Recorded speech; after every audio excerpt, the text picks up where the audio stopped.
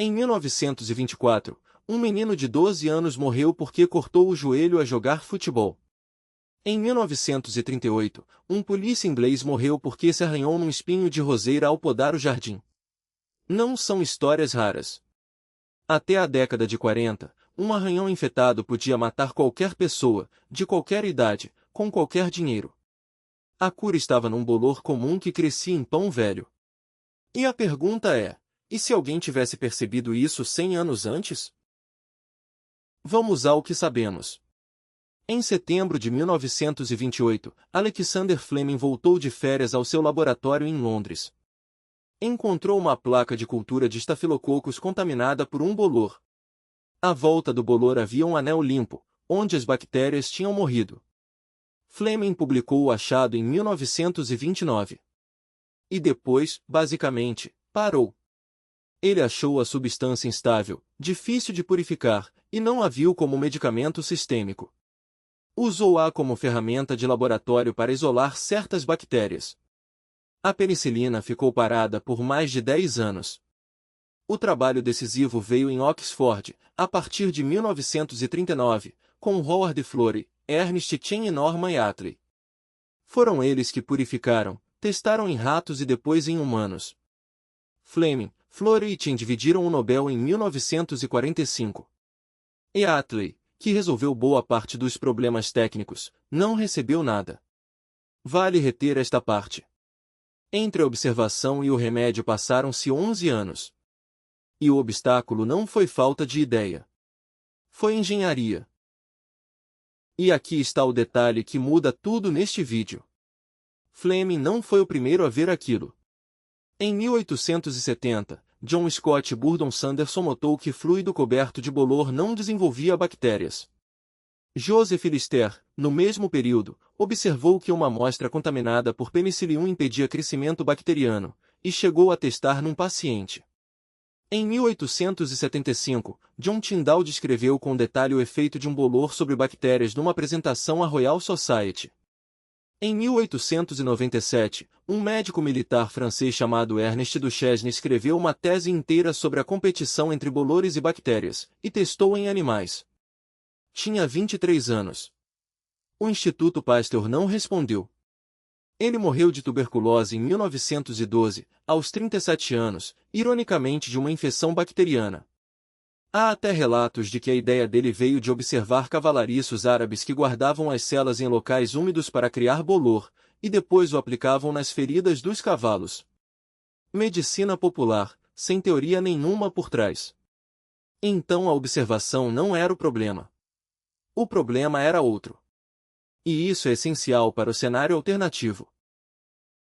O problema era a química e a escala. A penicilina é uma molécula frágil. O caldo em que o bolor cresce contém uma quantidade minúscula dela, misturada com centenas de outras substâncias. Para separar, Florey e Yardley precisaram de cromatografia, de liofilização, de controlo fino de pH e temperatura. Nada disso existia em 1830. E mesmo depois de purificar, havia escala. As primeiras doses eram tão preciosas que a equipa de Oxford recolhia a urina dos pacientes para recuperar a penicilina excretada. O primeiro paciente tratado, o tal polícia do arranhão de roseira, melhorou espetacularmente e depois morreu, porque a penicilina acabou. A produção em massa só veio com a fermentação industrial em tanques profundos, desenvolvida nos Estados Unidos durante a Segunda Guerra, com uma estirpe encontrada num melão podre no mercado de Illinois, que produzia muito mais penicilina que a original de Fleming. Em 1943 havia doses para poucas centenas de pacientes. Em 1945, já eram milhares de milhões de unidades por ano. Isto é o que sabemos. Agora, especulação. A partir daqui a especulação fundamentada, e o primeiro passo é escolher um ponto de divergência realista. Não adianta imaginar penicilina purificada em 1828. A química não permitia. Mas há um caminho mais plausível. Alguém, na década de 1830 ou 1840, começa a usar extratos brutos de bolor de forma sistemática, empírica, sem entender o mecanismo. Isso não é fantasia. A medicina do século XIX funcionava assim. A quinina veio da casca da cinchona antes de qualquer um saber o que era um alcaloide. A digitalina veio da dedaleira. A vacina de Jenner veio da observação de que ordenhadoras não pegavam varíola, 60 anos antes de a teoria dos germes existir. Então o cenário é este: um médico obstinado nota que emplastros de bolor curam infecções, publica resultados com números, e alguém acredita. Extratos brutos, doses inconsistentes, resultados irregulares e nenhuma explicação teórica. Mas muito melhores que nada, que era exatamente o que existia na altura. O efeito imediato seria brutal, no bom sentido. A febre puerperal matava mulheres depois do parto em taxas horríveis. Em algumas maternidades de Viena, 1 em cada 10 semovês mostrou em 1847 que lavar as mãos reduzia drasticamente a mortalidade, e foi ridicularizado pelos colegas. A infecção é causada por Streptococcus, exatamente o tipo de bactéria que a penicilina destrói melhor. A cirurgia mudaria de natureza. Antes da antisepsia, operar era quase sentença. Amputações tinham mortalidade acima de 40% em alguns hospitais, e a causa principal era a infecção, não a cirurgia em si.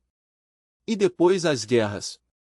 Na Guerra Civil Americana, morreu mais gente de doença e infecção do que de bala.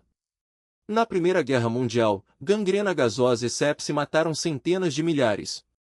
E a tuberculose, a pneumonia, a escarlatina, a difteria. Doenças que hoje quase não matam em países ricos e que naquela época levavam crianças às centenas de milhares por ano.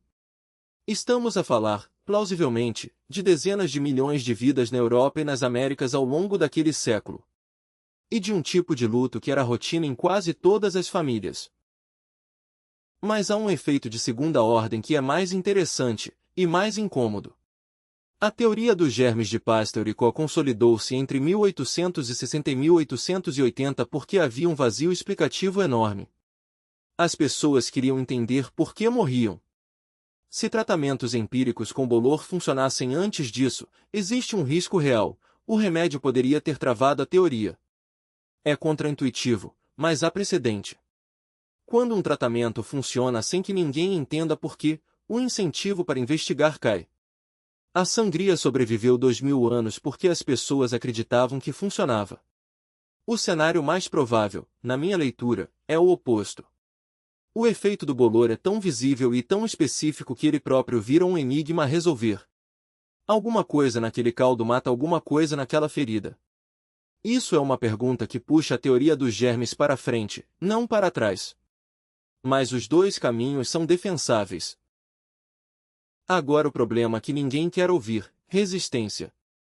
Bactérias evoluem. Fleming disse isto explicitamente no discurso do Nobel em 1945. Avisou que doses baixas e uso descuidado criariam bactérias resistentes. Ele tinha razão. A resistência à penicilina apareceu em Staphylococcus poucos anos depois do início do uso em massa. Agora imagine 100 anos extra de exposição. Com extratos brutos, doses baixas e inconsistentes, sem regulação, sem noção de completar o tratamento. Isso é exatamente a receita para acelerar a resistência. O cenário que me parece mais provável é um ciclo. 1 ou 2 gerações de tratamentos milagrosos, depois eficácia a cair, depois uma corrida por novas substâncias. A boa notícia é que essa corrida começaria mais cedo, e a química de meados do século XX teria muito mais tempo de vantagem. A má notícia é que a era dourada dos antibióticos poderia ter acabado antes de a medicina moderna existir para aproveitá-la. Há ainda o efeito demográfico, e ele é grande. A queda da mortalidade infantil é o motor principal da transição demográfica. Quando crianças param de morrer, as famílias demoram 1 ou 2 gerações a ajustar o número de filhos. No meio disso, a população explode. A Europa fez essa transição entre 1850 e 1950, sobretudo por saneamento, nutrição e água limpa. Antibióticos de um século antes teriam adicionado outro empurrão forte, especialmente contra a pneumonia e infecções respiratórias, que eram as maiores assassinas de crianças. Uma Europa mais populosa no século XIX significa mais pressão migratória, mais urbanização, mais mão de obra industrial. Provavelmente uma industrialização mais rápida, e também mais competição por colônias e mais tensão entre potências. Há também um efeito colonial direto, e é ambíguo. A malária e as doenças tropicais limitaram durante décadas a penetração europeia no interior de África. Foi a quinina que abriu esse continente à colonização. Antibióticos não curam malária, que é causada por um parasita, mas curariam boa parte das infecções que matavam colonos. A partilha de África poderia ter começado décadas antes. Isto é especulação, mas o mecanismo demográfico é conhecido e observável em todos os países que fizeram essa transição. O que mais me impressiona nesta história não é o acidente de Fleming. É Ernest Duchesne, com 23 anos, escrevendo em 1897 que bolores e bactérias competem entre si, e sugerindo que isso poderia ser usado em medicina. Ninguém respondeu. A descoberta estava lá. O que faltava era alguém disposto a levá-la a sério, e as ferramentas para transformá-la em remédio. A história da ciência está cheia disto. Não são ideias que faltam. É atenção. Deixa nos comentários qual descoberta você acha que já está feita hoje, publicada em algum lugar, e que estamos simplesmente a ignorar.